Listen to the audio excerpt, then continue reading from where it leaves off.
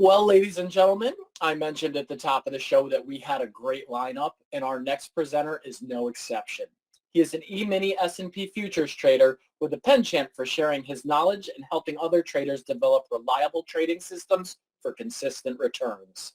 After years of developing and refining his remarkable trading system and trading style, he began his coaching career in 2020 and was quickly recruited to the Day Trade Like a Pro community, where he coached and ran a very successful live trading room. Subsequently, he's moved on to his own platform to continue supporting active day traders with some of the most incredible levels and signals available. Here to present the S&P 500 roadmap, how to develop an accurate daily trading plan for consistent results, is Mr. Justin Givler of the S&P roadmap. Welcome to Traders Corner, Justin. Awesome. Thanks so much, Rob. Appreciate you having me on here. This is my first time with your webinar series, so appreciate you having me here. I'm aware, and I will be sitting in the background if you have any questions or need any help. Perfect. Thanks so much. All right, guys. Well, welcome in. I have maybe a different take this morning than the previous presenters, so it's actually a pretty nice little lineup here. You know, Ala talked about Fibonacci. Marina was here talking about, well, one of my favorite indicators, and that's looking for divergence and reversal patterns. And Tony had some great information on looking at a very specific trading strategy. But we haven't heard anything today about what do we do when we sit down in front of the charts and get ready for the trading morning. And this is really specific to futures traders. Trading the S&P, trading the NASDAQ, the Russell, the Dow. You want to have some type of consistent trade plan every single morning, following a consistent kind of methodology so that you have something to rely on every single morning. And so that's what I do here. I'm going to be presenting on the S&P Roadmap, which is a new service that I started back in June of this year. And what we're doing is we're planning out and putting the best levels on the charts, looking for the best signals for potential rotations in the market, not only on the short time frames, but on the bigger time frame from a zoomed out perspective to give us that context when we get into the trading morning. So let's go right into it here. I do need to, I guess I'll first say, if you want to find any more information about this as I'm going through the presentation, feel free to ask questions. I look forward to that. But you can go to www.sproadmap.com and get all the information as to what we do, what products and services we offer. I'm not going to spend too much time on the selling side of things here. I want to just share with you my process that I follow, and I have been following for probably over 3, 4, 5 years now, to give me a really strong foundation for my trading day. So, of course, there's the futures trading risk disclosure. This is educational. You could lose all or more of your initial capital, and let's go ahead and go right into it. So, why would we pre-market plan? Why would we have a roadmap? I already basically touched on that, but let's go ahead and go through. So you need to have a set of conditions to trade within every single trading day. If you just come to the charts and you're like, oh, I just like this, I'm just going to go in, or oh, it looks really strong, I'm just going to buy, I guarantee you'll probably make some money, you probably lose some money, but in the long run, you're not going to have a consistent plan that's going to lead to consistent results. So you want to have these conditions every single morning before you ever decide to go ahead and place some risk on in the market. So we want to know the areas in the chart that are going to be trouble for the bulls and the bears, all right, ahead of time, so that we're aware as the charts are moving in real time, we know those areas that we're coming into. So we want to know what the higher time frames are telling us.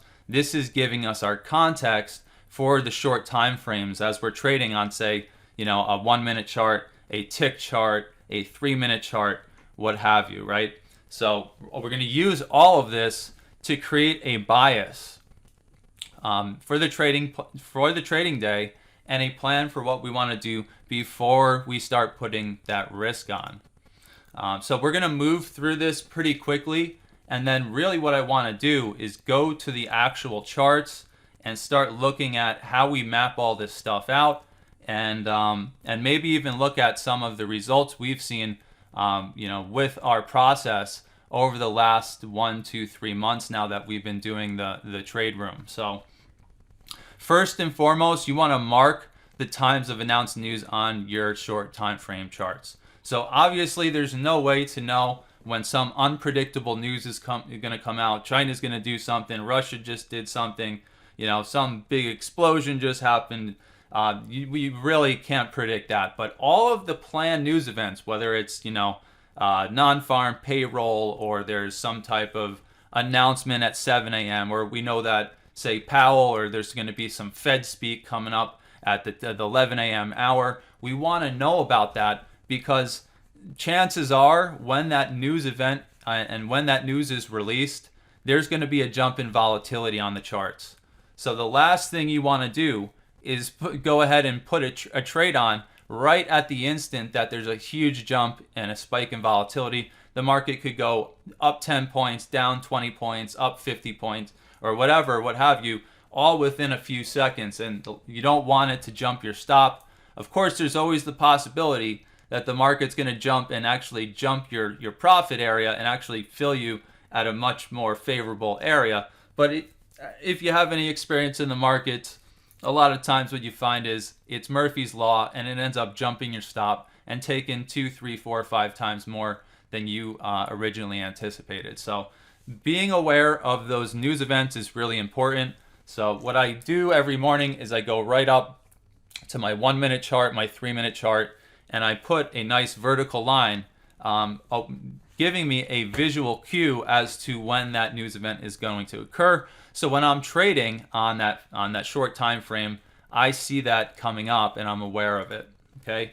Second thing that I do is I go up to my daily and my weekly candlestick charts, and I read and interpret what those candlesticks are saying.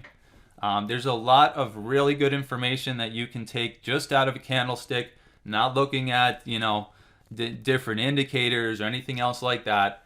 And that information is going to help you. If you're an intraday trader, then we need to know what that previous daily signal or daily candlestick is saying. What is that previous weekly candlestick saying?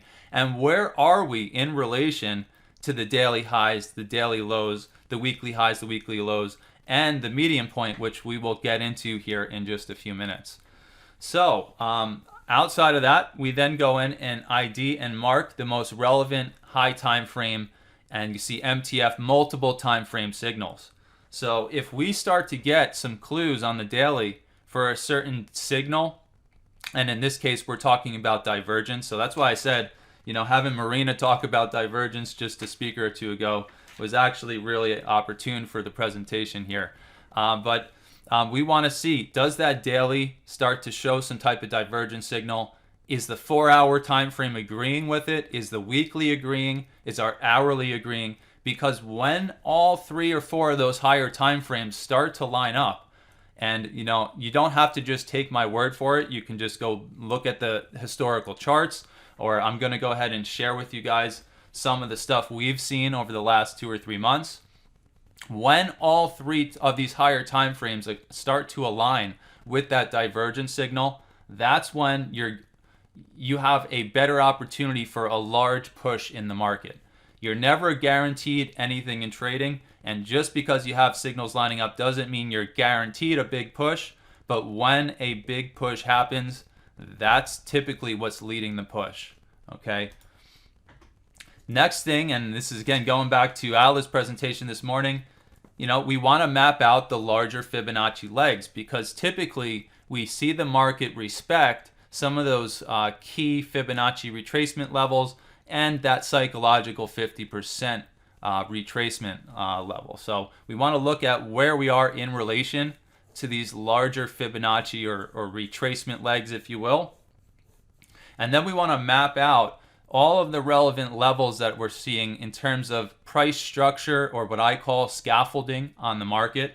And then map out those major naked swings. So another thing that I've seen over the years is whenever there's a major naked swing sitting on the chart, that is a strong area of support and resistance.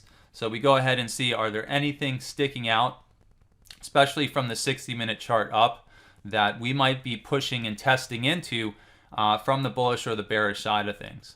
And we also want to consider what I'll call my daily power levels. And this is going back to what I said a couple minutes ago, and that is that looking at that previous daily candlestick, it's going to give you some really strong levels that we want to be aware of as intraday traders. So we'll look into that in just a couple minutes when we get to the actual charts. And then finally, just before the open, you want to jump down to that short time frame chart. For me, I'm typically dealing with a 512 tick, a 3-minute, and a 30-minute chart. And those are what I consider my short time frames, maybe a 10. But I typically like those first 3 that I mentioned. And see if maybe there are any other signals down right in the smaller time frames there that might give you kind of an indication of movement coming into the open. Okay, so once all this stuff is mapped out and we have it all on our charts, then we want to have some type of bias or plan for what we want to do, with what the market is going to give us, right? So the market, and I think this is the next bullet point here, the market is always changing, and we need to basically adapt to the new conditions and trade accordingly. So it doesn't matter if you have a strong conviction and you have signals and things that work, say 90% of the time, whatever it is. It doesn't matter if all that lines up. The market can throw a curveball and you have to be ready to adapt to it, right? This means we need contingency plans for when things aren't happening the way we expect, right? So we'll have the plan for, hey, look, everything's lining up for a potential push this way. But that doesn't mean that if the market then disrespects the plan we have and it breaks levels that we put on the chart, that we're not going to change our hats and go from a bull to a bear or a bear to a bull. It's all going to come down to what the market actually does and what levels it's respecting. So this is all very important. If you want to be a successful intraday trader, you're going to have to be ready to change your bias when new information comes in, when levels start to become disrespected and the market does something you maybe didn't expect. And remember that all trading is just a series of if-then statements. So you're basically just telling yourself, look, if this level can hold, then this is what we're going to do. If that level doesn't hold, well, then maybe we'll do this, right? So that's basically all it is. And then it's from there managing risk, which is the most important part of trading. Which we don't have time to get to today. So without further ado, let's actually go to the actual charts here and go through that list that I mentioned. And one of the first things is, like I said, on the shortest time frames, and really the shortest time frame that I look at, I can't bring up the tick chart. If we look at a tick chart, the unfortunate part about the way I deal with NinjaTrader here, the unfortunate part is if I put a vertical line on the chart out in the future at, say, just call it 1747 here, the tick chart, for whatever reason, because it's not a time-based chart, it's based on volume, it ends up shifting. So I have to stick with a time-based chart. In my case, it would be a 3-minute chart.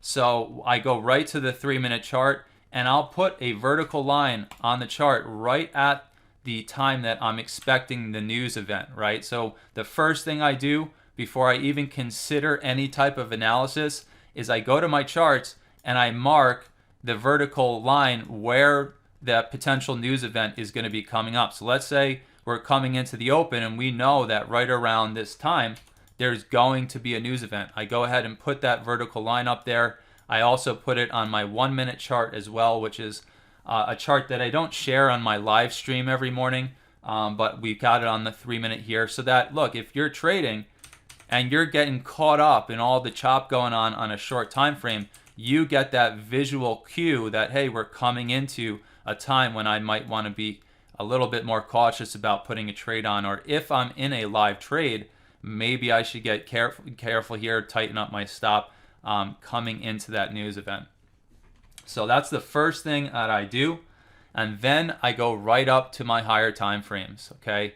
And in my higher time frames, this is where I'm starting to map out and look for the most important signals and levels that the market is going to respect. So if you just look at what we're seeing on the chart right now, this is my 60-minute chart marked up with all my bullish and bearish signals. You can see off the highs and the lows here. And then I've got my market structure or scaffolding that's drawn on the chart as white lines here. And then you'll see there's a couple other things. Now, we also, as you can see here, we consider Fibonacci. And you can see over and over again, when the market comes down into a fib leg, it'll typically hold that area and rotate right off of it. We just got that a couple days ago back, I think on August 4th or 5th there, where the market came right into the 61.8 retrace. It was also a very strong, and let me bring this back here, excuse me. It was also a very strong area of previous resistance in the market. So if we go back, if you guys remember the week of July 4th, we were coming up into, and we had this scaffolding level on our charts here, 44.92.5. And for the entire week of July 4th, the market literally tested it to the tick, peeked through a couple ticks here and there, and then finally pulled back, held it, and then we went ahead and started to sell off from there. And that was a major support and resistance area. There's a reason that we have these market scaffolding levels on the chart. And by the way, this was on the chart before we ever came up here for that week of July 4th. We had previous strong resistance. We had a very strong, if I can go back here, very strong Fibonacci leg right there. And sure enough, that's nearly exactly where the market got its rotation to come back up. So we're coming in here and we're looking at all these different relevant Fibonacci legs and our market scaffolding. So what I do here is I'm considering what is the major Fibonacci leg that we're currently trading within. And what we have so far, like if we were coming into the beginning of this new week, which will be in a day or two here, going into the second or third week of August, we want to consider where was the market at its most extreme high and how far has it pulled back from there down to whatever most extreme low we're dealing with. And so I go through and I map out. So the high of the year up top here, this is the last major rotation we dealt with.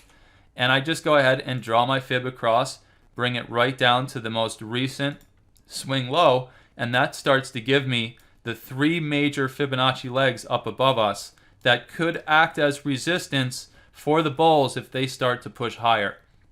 And we had those on the chart a couple days ago, and actually it was just a day or two ago. We came right into that first 38% retracement. In fact, it actually pushed right to our scaffolding level, and the retracement there was shaded that morning as an expected resistance zone. We got a nice pullback from it and then popped through by about 2 or 3 points, and then went ahead and sold off into the end of the week from this previous week that just ended, right? So we get these levels on there because all the time, I mean, here's just a couple days earlier from, I believe, the end of last week, right, or 2 weeks ago now, right into that retracement area, right into a major swing area. We peak through and then go ahead and sell off for, whatever that was, 50, 60, maybe 70 points lower. So this is why we have these on the chart. They just seem to work over and over again. And so that's what we have on the chart coming into this week now. We've got our three 38.2, 50%, and 61.8 retracement levels up above us, hinting at potential areas of contention for the bulls if they get up there. So that's how I get the fib to the downside here. So if the bulls push higher, I've got 3 key levels above that typically act as strong resistance. And a smaller time frame here, looking at the most recent swing high to swing low from basically, I think this was Thursday's high, all the way down to the low we made on Friday. We've also kind of got this smaller leg that we're currently trading within. And interestingly enough, on Friday, we came to the tick, right to the 38% retracement there, and got a pullback here and then chopped around for the rest of the day here. If you guys remember yesterday, Friday of last week, it was a total chop fest. But we did hold just after the open there. right at the 38 retracement, nearly to the tick, and then pop lower. And as you can see, we actually came out in the high there of the regular trading hour session on Friday was one of our market scaffolding levels, right? And that's that 44.92 half that seems to just work over and over again for major rotations. So some beautiful confluence there with that smaller retracement. And then again, we have the bigger picture retracement up above if the market does start to trend higher here and get outside of this smaller leg. So that's the Fibonacci legs.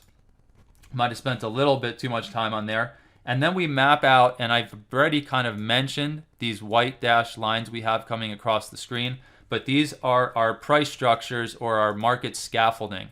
And these levels, if you zoom out and look, these areas in the chart are where we get major rotations. Does it work every time the market tests the level? No, it's not like every time we come to one we get a major rotation, but we see it happen over and over again off of these areas. And the reason why they work is because these are the areas in the chart where the market, over historical data, over the course, if we zoom out to maybe, let's go to the 4 hour here, over the course of multiple months and multiple years, we've seen the market rotate off of these areas over and over again. And we've got some of the largest rotations right off of these levels. And believe it or not, if you go through and start to map out these levels, and I don't have time today to show you how you would map them out, but if you map them out and then you move into the future here, and as the market's developing in real time, we see the market hold these levels to the tick in many instances for major rotations. We even are able to use it on a very short time frame chart. In fact, I don't think I can pull it up right now, but down on the 1 minute chart, a 512 tick chart, you see the market respecting these areas day in, day out. You just have to ask some of the members of the trade room. It's almost unbelievable. Every day I'm blown away by how often we hold these market scaffolding levels for really, really strong retracements, or really, really strong moves, I should say.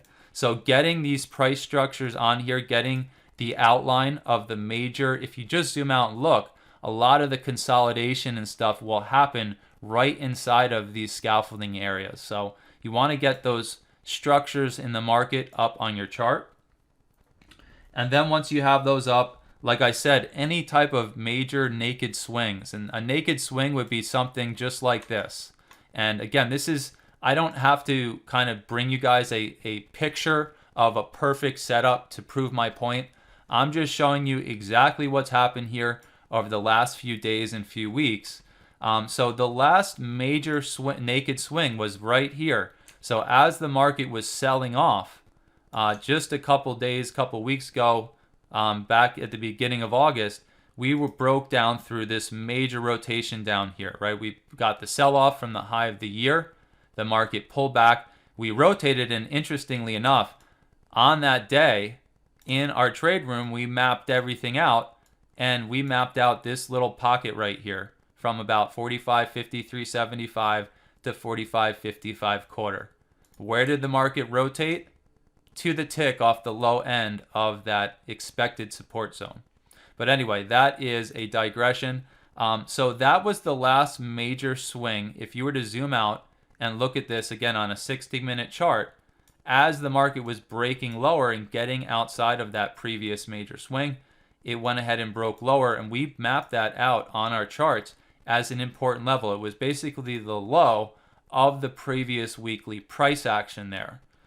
So going into that next week, what do you know? The market pops up, comes right to that last major naked swing.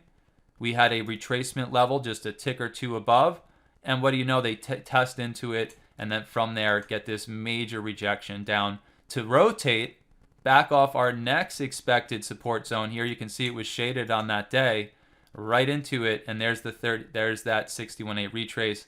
The market peaks through it, and then we get this huge pop back up, only to fail, interestingly enough, right at our market scaffolding level. All right, so getting those major swings on, those are areas where you're typically going to see some type of reaction. And on a zoomed out 60-minute chart, you might not see some of the detail, But on a short time frame, you typically see these levels hold for little micro pullbacks, little 2, 3, 5 point nice scalp opportunities. And it just seems to work again over and over again. So we'll go in and we'll get those major swings mapped out on the chart. We've got the lows. If you're coming into, let's say you're pushing lower and you've got some type of naked major swing from the upside, like back here, that also is important. However, for us, we had a market scaffolding level sitting there. So I don't necessarily have to draw a dotted line across there because I've already got my scaffolding outlining that hey, when we get down to that level, that could potentially be a strong support or resistance. All right, so once we get those swings mapped out, once we get the price structures and the scaffolding all on the chart, and by the way, these market scaffolding levels are now here until the end of this contract. So when this futures contract expires here in September, we'll have to come back and redraw the larger market scaffolding levels on the chart for that new contract. But for now, we've got these scaffolding levels and they're not going to change or shift for the next, we've got about another month and a half here before the rollover occurs. And these will continue to be relevant until the futures contract rolls over. We also get a lot of beautiful confluence between some of our swings. As you can see here, the dotted line shaded in there right by our scaffolding level. These are swings lining up with, again, scaffolding. When these alignments occur, those are typically where we have those big turns. And by the way, on Friday, if you guys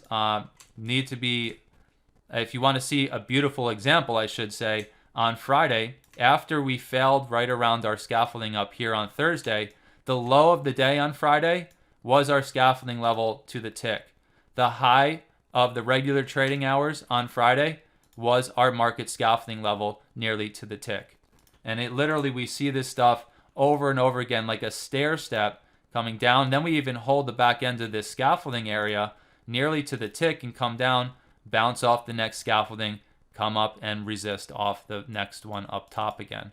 And so we see when the market's failing and coming down into these new scaffolding areas, that's why we're expecting these to potentially be potential support zones down here. Okay.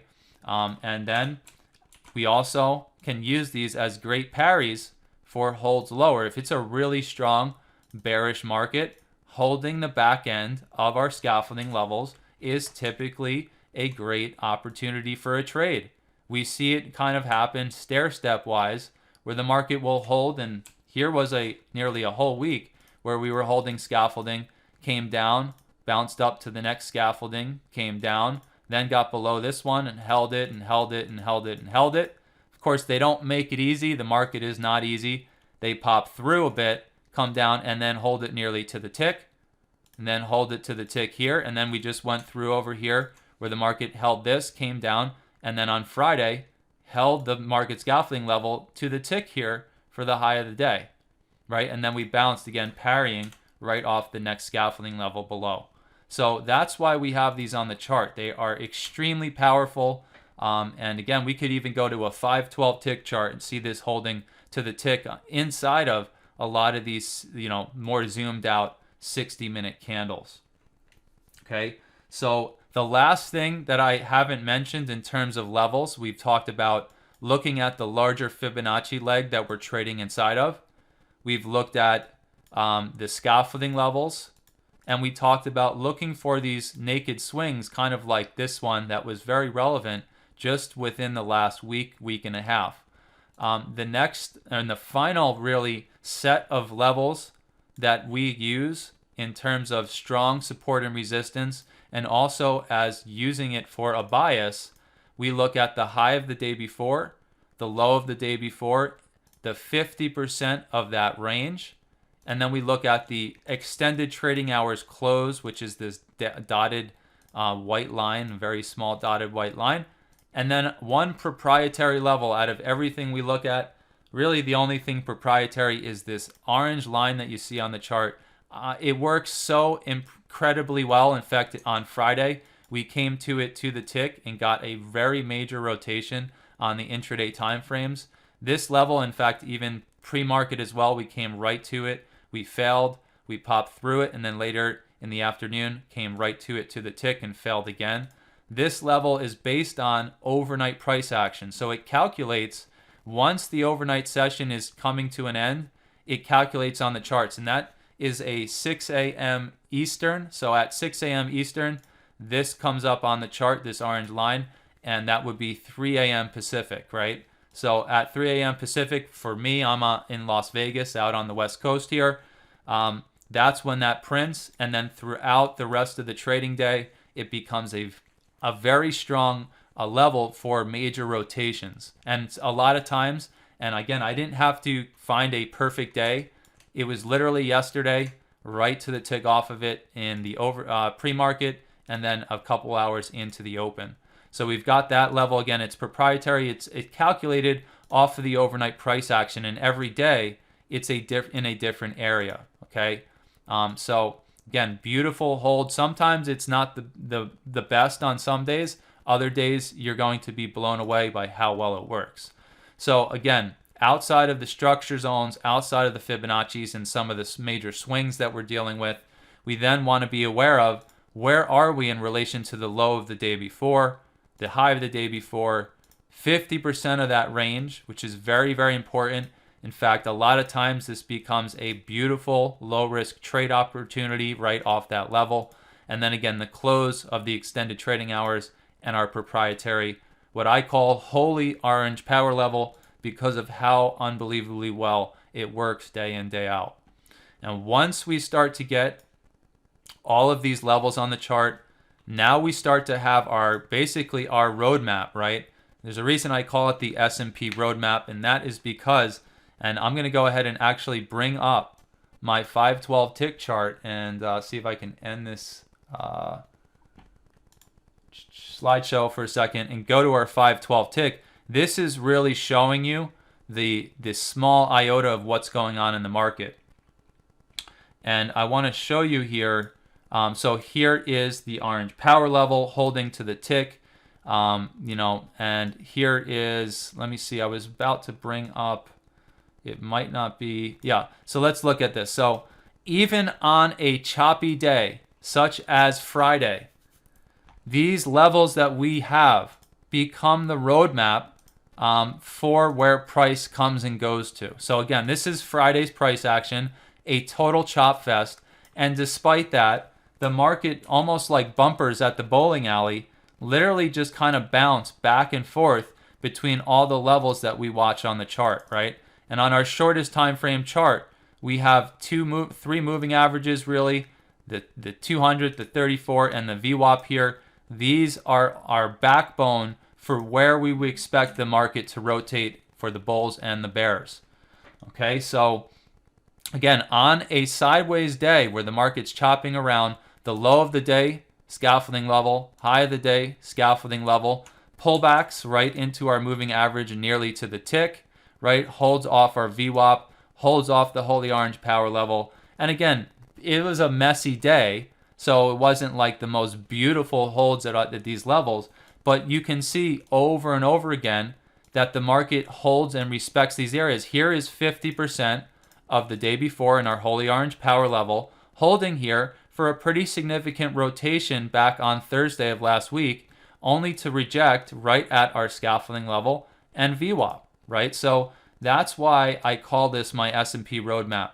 We see it bounce back and forth from each level, and it's not always going to be a perfect straight line, but you just see this happen over and over again, holding, getting through scaffolding, pulling back to it, bouncing up to the next scaffolding, rejecting off of it, coming down lower, bouncing off the next scaffolding, holding VWAP. It's like the perfect roadmap that you would ever need to trade the futures market, if you ask me. So with all that being said, what I'd like to do now is actually go ahead and look at the higher time frames and see what they're saying coming into Monday's market. Now, I do have to kind of qualify that with saying that, look, we have Globex on Sunday night that could completely change the picture. So I'm going to share with you what we're seeing here coming into Monday morning. But remember that on Monday morning, we're going to have a couple hours of price action that are going to influence what our pre-market analysis is going to be on Monday morning. So we're going to analyze this as if it was Monday morning, but you do need to keep in mind that Globex could completely change the picture on us, okay? So outside of going ahead and marking major news events, in fact, I could probably pretend and mock and put something up there on Monday. There doesn't happen to be anything super strong on the news calendar here that I would actually mark. So I guess we won't actually go ahead and do that. So outside of the news, now what we want to do is go ahead and go up and look at that weekly chart. Okay. So the previous weekly candle here looking pretty bearish, somewhat of a doji, right? And 50% of the weekly candle happens to be 45.02. So going into Monday morning, that will be a level that you're going to want to have on your charts up there. That's going to be an important level for bias coming into next week. So if the market can get through 50% of the previous weekly candle, it becomes a much stronger conviction for a retest of the yearly high, right? So these are just some more zoomed out things before we jump down to the hourly and 4-hour charts for a little bit more of a specific plan. But looking at our weekly chart here, we have a very bearish looking pattern. The only thing that would negate that potential bearish push here is we're getting our first weekly bullish potential signal from the low of last week. And what I told my traders last week is we have a little bit of cushion down here. That means that if the market can push lower coming into next week, if it stays above the previous swing here that we're seeing on our indicator down here, we will still have a potential bullish divergence. So there's a little bit of room from the current lows, but we're starting to get really the first signal that we've had on the weekly chart for, probably 2 or 3 months now. And that is a very important thing that you want to be aware of. And why is that? Well, because when we get weekly signals, they lead to 2, 3, 4, 5, sometimes 1,000-point moves. And we're talking here about the ES or the S&P. So when we get these daily or these weekly signals can follow through for really incredible moves. So and this is divergence now. So remember that Marina was talking about this earlier. That's what I look for. I look for these divergent setups on these higher time frames. And when everything comes into alignment, like I said at the beginning of the presentation, that's typically where we get some of the biggest pushes. So we're not, this is not a guarantee because this next candlestick hasn't opened. We haven't gotten confirmation, and I don't have time to go through all the information in terms of confirmation and how to read the signals. But again, if the market doesn't break 44.11 quarter, the low from a couple weeks ago, we will have a very clear weekly bullish divergence, which could lead to some type of major push higher, or at least an attempt to come up and test the high of the year. Okay, on the daily, we actually also have agreement with the weekly. So on the daily back on Thursday, we had agreement there that told us a bounce to push higher made a lot of sense. But we also have it from the Friday low as the market kind of inches lower here on this pullback, right? So the last signal that we had on the chart on the daily was a bearish signal from the high of the year. Ever since that signal had formed, we've now pulled back, let's say almost 200 points from that area, okay? Or maybe a little bit more than 200 points. And just before that, if you guys were in our live trade room, we talked about the bullish signal back on July 10th that led to now, what is this? About, again, almost a 200 or more than a 200 point push higher. So when this daily chart starts to show us potential bullish signals, we better pay attention and heed those potential signals, because when they follow through, you've got beautiful swing opportunities. You've got beautiful bias in terms of the short time frames for the bulls, and these are things you want to be aware of. So now that I know that my weekly and my daily are showing this potential, Again, it's not confirmed until we can break the top of the signal candle.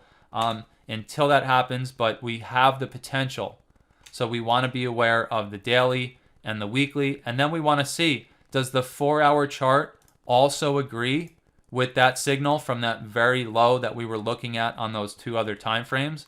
And sure enough, we also have the 4-hour agreeing with a bullish signal from Friday's low, and our hourly as well from that low. So with everything lining up, we've got a lot of clues that this might be the beginning of a potential rotation and a bullish push. Now, again, like I said before, this doesn't guarantee a push. It just tells us that there is potential on the charts now for that larger rotation to start to begin. And that's why we have conditions. So what do we want to see here in terms of that potential bullish bias to start to occur? Getting through 50% of the day before or the week before, and getting through 50% of the previous day would be our first two conditions to start to get some more confidence in that potential rotation, right? So what we're doing is we're anticipating market rotations as they're about to occur or just before they're about to occur. And like I said, on Friday, or on the high of the year, which was back a couple weeks ago, we had everything aligning up here for the bears. And then ever since that day, we've got this, almost 200-point pullback. And then a couple weeks earlier, we had everything lining up over here on July 10th going into July 11th for a potential strong bullish rotation back higher after the pullback. And by the way, on the week of July 4th, we had a very strong multiple time frame, higher time frame bearish signal. And remember that we saw our scaffolding coming across here for the week of July 4th, and it kept hitting and hitting and hitting, and then we pulled back. We anticipated that pullback all the way back on Monday, or we weren't really trading Monday of that week of July 4th, but on going into the first day we started trading after July 4th. So going into the 5th, we had a strong bearish signal, and sure enough, the market made a pretty strong pullback. And then July 10th, we got a really strong rotation back up. So you can see that once you start putting the signals on these 4 higher time frames, hourly, 4-hour, daily, and weekly, we start to get the areas in the chart that are typically going to be where we get the biggest rotations.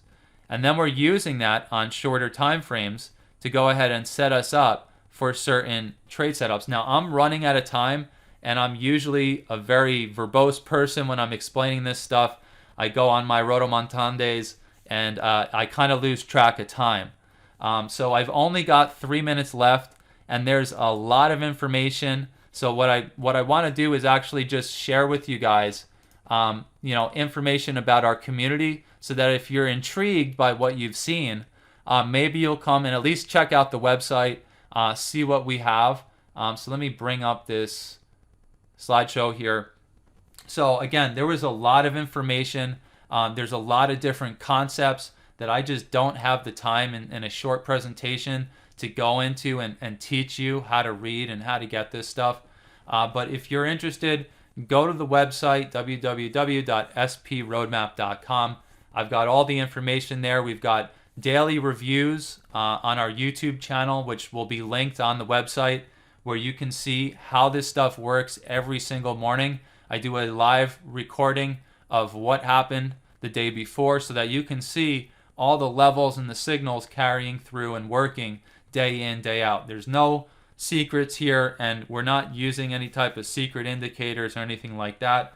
It's all pretty straightforward. It's just learning that methodology and keeping that strict methodology every single morning so that you can start to get a consistent process in your trading. So in addition to the morning broadcast that we have, and give me 1 second, I don't know what that alert just was, but in addition to our morning broadcast, we also meet once a week for a weekly webinar. So it's your opportunity in that weekly webinar to have direct question and answer, almost like a one-on-one coaching session if you want. We review trading setups, we talk about trading strategy, trading psychology, all that type of stuff. And so this is trying to help support you as a futures trader in becoming a more consistent trader. We also stream the live chart. So once we do our pre-market presentation and we map out the charts to give you the best levels and signals for the day, we then stream the live charts that do show divergent signals. So if you remember on the 512 chart, you will be seeing the 512 chart trading live. You'll be seeing signals plotting on the RVI down below here for potential rotations. And so you'll get that every single day if you join the service. And I think that's basically it. We do have the blog and the daily review pages on the website, so you can go ahead and take a look at how this stuff works every single day. Again, I don't like to be secret or keep anything secret from you, so it's all there for you to see and review and consider whether or not this might be something that will help bolster your current trading right now. And then we have our YouTube channel, which again is linked somewhere on the website as well. So you can take a look at our live recordings of the review from every day. So that's basically it. I'm not big on the selling. I'm just an intraday trader who trades every single day, or at least every day that I have things lining up that I like. And I offer this service for anyone who wants to jump on board with this proven strategy and a way of mapping and reading the market. So that's basically it for me. I don't know if there are any questions or there's time to answer any questions right now. Justin, Yes. I'd hate to cut you short because I can't tell you how impressed I am with the presentation and how accurate things Oh, were. thanks. But if you would like, I provided a link to the audience in the chat, and if you would like to give them your email to direct questions to, that would be fine. But in the interest of being fair to everyone, I do have to ask you to, Perfect. close it out. Perfect. Thank you so much. My email will be on the website as well. Have a great day, guys, and enjoy the rest of the webinar event. Thanks again. Thank you, Justin. The S&P roadmap looks amazing. Thank you for the great presentation. You did a wonderful job for your first time. And just trading the E-mini and S&P futures and making our audience such a generous offer. Ladies and gentlemen, if you want to find the most important support and resistance levels and learn how to find trade setups with limited risk but very high potential returns on the E-mini S&P futures, Mr. Justin Givler of the S&P Roadmap has a solution for you. Again, I've put his link in the chat box. You can always find him at www.sproadmap.com. Justin, thanks again for joining us today. Have a great weekend, and we do hope you come back. Thank you. We'd love to.